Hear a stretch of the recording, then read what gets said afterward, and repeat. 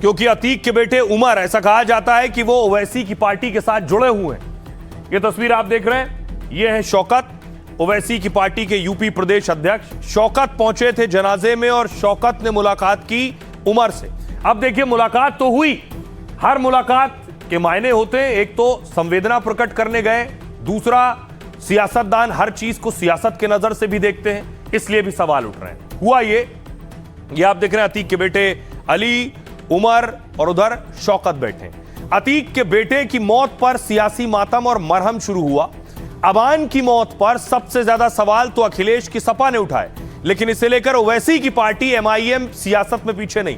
अतीक के बेटे के जनाजे में ओवैसी के खास नेता भी पहुंचे थे। यूपी एमआईएम के अध्यक्ष शौकत अली ने कांग्रेस सपा पर सवाल उठाए। कहा, जो लोग अतीक भाई के नाम से शेर पढ़कर नेता बने हैं, वो कांग्रेस के वो सांसद भी अतीक के बेटे के जनाजे में नहीं आए। जिस सपा से अतीक सांसद थे, उसका भी कोई नेता क्यों नहीं आया? अबान के जनाजे में शामिल हुए शौकत अली ने और उमर से मुलाकात की और पुलिस के घेरे में शौकत एक मस्जिद में अतीक के दोनों बेटों से मिले। खबर है कि दोनों भाइयों ने शौकत के जरिए ओवैसी को पैगाम भेजा था। अली और उमर ने कहा, सदर साहब को हमारा सलाम कहिएगा और उन्हें बताइएगा कि हम हर जगह उनके साथ खड़े हैं। जानकार मानते हैं कि अतीक के बेटे के बहाने ओवैसी की नजर मुस्लिम वोट बैंक पर है। ओवैसी ने 2027 में यूपी में 200 सीट पर चुनाव लड़ने का ऐलान किया है। खुद शौकत अली बहराइच के मटेरा से चुनावी मैदान में, इसलिए मुसलमानों को साधने का कोई मौका छोड़ना नहीं चाहते। फिर अतीक के परिवार का ओवैसी से पुराना कनेक्शन भी है। 2022 के चुनाव से पहले शाइस्ता और उमर एमआईएम में शामिल हुए थे। बाद में शाइस्ता बीएसपी के साथ हो गई और उमर एमआईएम के सदस्य बने रहे थे। आइए अब आपको सुनवाता हूं, शौकत अली को सुनिए क्या कह रहे हैं।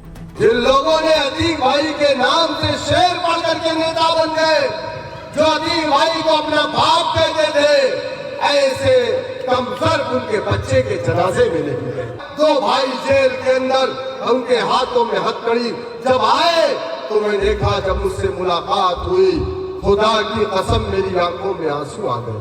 हमारे जबान से एक ही अल्फाज निकला, बेटा हिम्मत मत हारना, अल्लाह बहुत बड़ा है, कोई जमीन और आसमान का मालिक है। अली ने, उमर ने, दोनों ने कहा कि चचा सदर साहब को मेरा सलाम कहिएगा। सदर साहब मतलब बैरिस्टर असदुद्दीन ओवैसी साहब को। तो बड़ा दिलचस्प ये है कि शौकत अली पहुंचे थे, यानी ओवैसी के नेता पहुंचे थे अतीक के बेटे से मिलने, और उनको सुना आपने, वो इशारों में समाजवादी पार्टी पर हमला कर रहे थे। इधर समाजवादी पार्टी के नेता शिवपाल आजम खान से मिलने पहुंचे थे। आजम खान जो जेल में हैं, इसीलिए विरोधी कह रहे हैं क्या 2027 की तैयारी शुरू हो गई। हटो भैया हटो भैया हटो भैया। अब देखिए, शिवपाल पहुंचे, उसके बाद आजम खान से मिलने के बाद शिवपाल यादव बाहर आए तो लोगों ने सवाल भी पूछा कि किस हाल में आजम खान और क्यों गए थे मिलने के लिए। दादा यार एक मिनट, दादा अरे साइड हो जाओ। अरे एक साइड तो अंदर को धक्का काहे दे रहा है?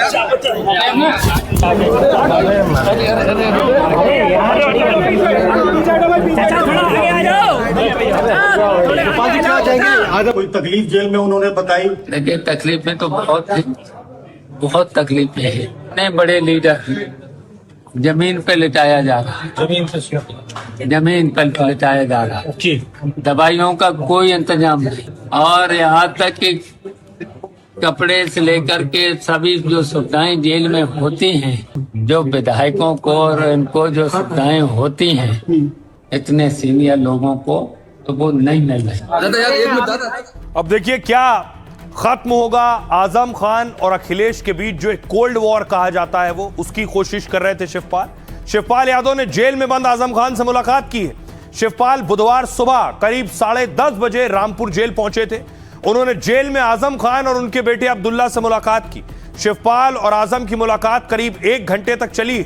शिवपाल यादव रामपुर जेल से आजम खान के घर पहुंचे और आजम की पत्नी तंजीन फातिमा और बड़े बेटे अदीब से मुलाकात की उन्होंने। इसके बाद सपा के राष्ट्रीय महासचिव जौहर यूनिवर्सिटी भी पहुंचे, जहां विश्वविद्यालय प्रशासन के अधिकारियों के साथ बैठक की। यह मुलाकात ऐसे समय में हुई जब 2027 के लिए माहौल गर्म है।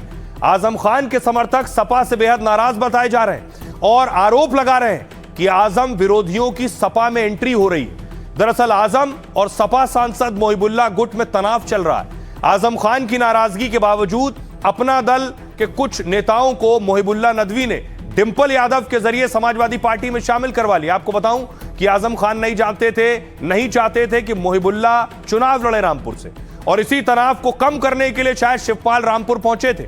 माना जा रहा है कि अखिलेश ने शिवपाल के जरिए संदेश भिजवाया। शिवपाल यादव के अखिलेश के साथ करीबी रिश्ते तो है ही, मुलायम के वक्त से आजम खान के साथ भी उनका पुराना रिश्ता रहा है।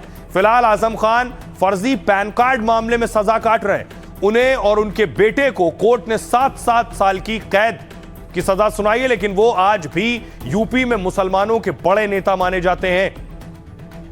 सुनिए क्या कह रहे हैं शिवपाल यादव और मंत्री संजय निषाद। अब्दुल्ला कोई हरा सकता है, आजम खान को कोई हरा सकता है, उनकी पत्नी को कोई हरा सकता है, 10 बार के विधायक, 2 बार के सांसद।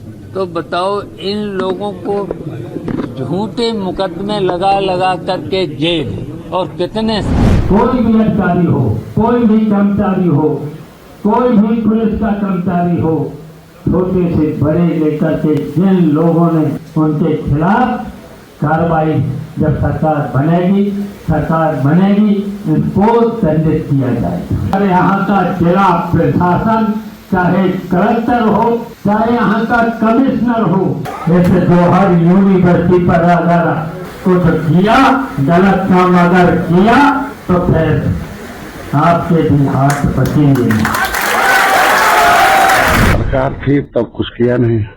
जौहर यूनिवर्सिटी को अगर आजम खान ने अगर इनकी 4 बार सरकार बनवाई तो कम से कम इतना तो शर्म करना चाहिए कि उनकी जो भी समस्याएं हैं, उसका जो भी क्रियाकलाप है वो उसको सही कर दिया जाए। सरकार की जमीन से बदल देते, कहीं दूसरे जगह सरकारी जमीन दे देते उस यूनिवर्सिटी को, यूनिवर्सिटी जमीन यूनिवर्सिटी का नाम हो गया होता, पैसा जमा करा देते। समंत्र की नहीं है इसमें पैसा मैदान। अब आइए आपको बताऊं, क्या उत्तर प्रदेश में मुसलमान वोटों की लड़ाई शुरू हो रही है। ओवैसी चाहते हैं इस बार यूपी चुनाव में ज्यादा से ज्यादा मुस्लिम वोट वो हासिल करें। अखिलेश चाहते हैं, उनका दावा पुराना है, मुसलमान ज्यादा से ज्यादा संख्या में सपा को वोट देते हैं। देखिए जरा क्या कहते हैं आंकड़े। मुस्लिम वोट किसे देगा चोट। यूपी में मुस्लिम मतदाताओं की, वोटर की संख्या लगभग 20% है, 20%। मुस्लिम बहुल सीट उत्तर प्रदेश में 143 है, 143 सीट्स। 2022 में सपा को मुसलमानों का मिला था 79% वोट, 79% वोट सपा को मिला था 22 के विधानसभा चुनाव में। सपा के मुस्लिम विधायक 32 चुनकर गए थे, लेकिन इसके उलट ओवैसी को देखिए जरा। अखिलेश को 79% वोट मुसलमानों का मिला था, ओवैसी को 0.5% मुसलमानों का वोट मिला था, और एक भी सीट नहीं जीते थे असदुद्दीन ओवैसी। इसलिए यह मुस्लिम वोटों की लड़ाई है। ओवैसी के निशाने पर अखिलेश यादव रहे हैं। सुनिए। हमारी लड़ाई किसी धर्म के खिलाफ ना थी ना रहेगी। हमारी लड़ाई हमारी इज्जत की लड़ाई है, हमारी लड़ाई हिस्सेदारी की लड़ाई है। अब हम दरी नहीं बिछाकर नीचे नहीं बैठना चाहते, अब हम बराबरी चाहते हैं। अगर कुर्सी होगी, अखिलेश बैठेगा कुर्सी के सामने, तो ओवैसी उस कुर्सी के सामने पैर पे पैर डालकर बैठकर हक की बात और इंसाफ की बात करेगा। सुन लो, मैं पहले भी कह चुका हूं और आज भी कह रहा हूं, मजलिस नहीं चाहती कि दोबारा भाजपा की सरकार बने उत्तर प्रदेश में। मैं हाथ मिलाने को तैयार हूं, मैं अलायंस करने को तैयार हूं। आज वक्त है, बात कर लो, बाद में रोना नहीं, चुनाव खत्म होने के बाद। हम नहीं चाहते कि बीजेपी दोबारा सत्ता में आए।